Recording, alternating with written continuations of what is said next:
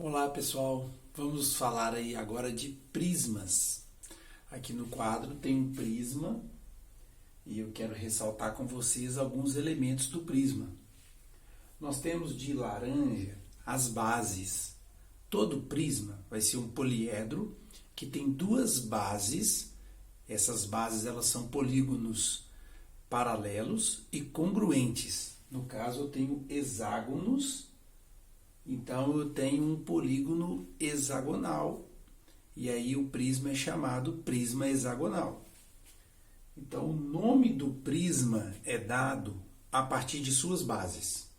Já falando disso, a gente tem aqui um prisma de base retangular, prisma de base pentagonal, prisma de base triangular. Então, o nome do prisma é dado por suas bases. Suas bases são polígonos paralelos e congruentes. O prisma também tem suas arestas laterais, que estão aqui representadas por JD, IC, BH, AG, são arestas laterais. Essas arestas laterais, elas compõem as faces laterais desse prisma. Também temos as arestas da base, representadas aqui, por exemplo, por JK, LK, CD, são arestas da base. São arestas que estão ligadas aos polígonos da base, formam os polígonos da base. Nós temos que as faces laterais de todos os prismas são paralelogramos. Essas faces, como por exemplo essa verde ABGH, que são paralelogramos, geralmente serão retângulos quando os prismas forem retos. Se as arestas laterais do prisma formam um ângulo de 90 graus com a base, então esse prisma é chamado prisma reto e as faces laterais serão todas retangulares.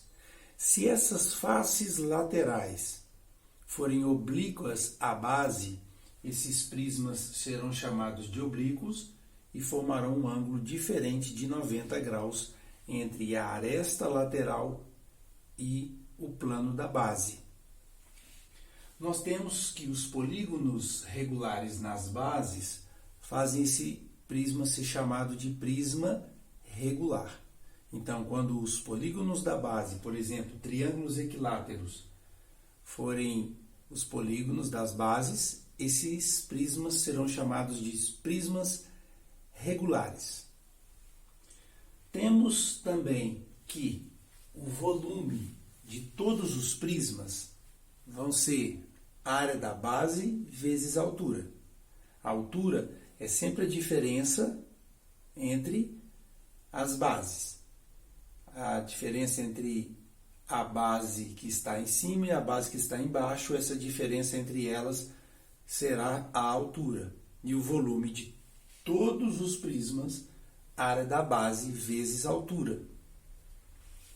As áreas, e também elas serão muito bem utilizadas nos problemas, as áreas vão ser o somatório de todas as áreas dos polígonos. Cada polígono tem... Cada prisma tem os seus polígonos das faces laterais, os seus polígonos das bases. A gente precisa calcular as áreas das bases, áreas laterais, áreas das faces e somar tudo para achar a área total. Ou então a gente calcula só as áreas das bases para achar a área da base. Ou a gente calcula só as faces laterais para calcular a área lateral.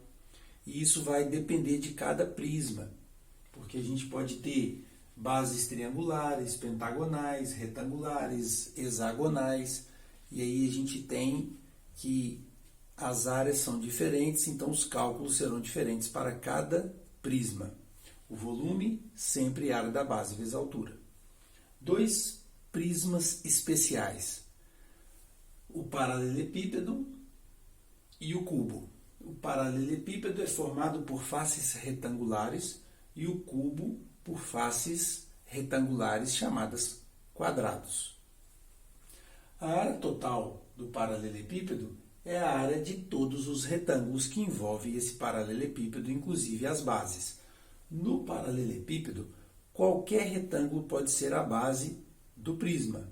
No caso dos outros, não, porque as faces laterais dos prismas têm que ser paralelogramos. Eu não poderia, por exemplo, colocar um retângulo desse como base, porque os triângulos não poderiam ser faces laterais de prismas, por definição. O volume do paralelepípedo também é a área da base vezes a altura, mas pode ser A vezes B vezes C. A vezes B como área da base e C como altura. O volume do cubo também pode ser a área da base vezes a altura, mas pode ser A vezes A, porque A vezes A é a área da base e vezes um terceiro A, que é a altura. A diagonal do paralelepípedo nós conseguimos através de Pitágoras e a diagonal do cubo a gente também consegue através de Pitágoras. Tudo bem, gente? Agora é só trabalhar, fazer exercícios. Bons estudos para vocês. Tchau, tchau.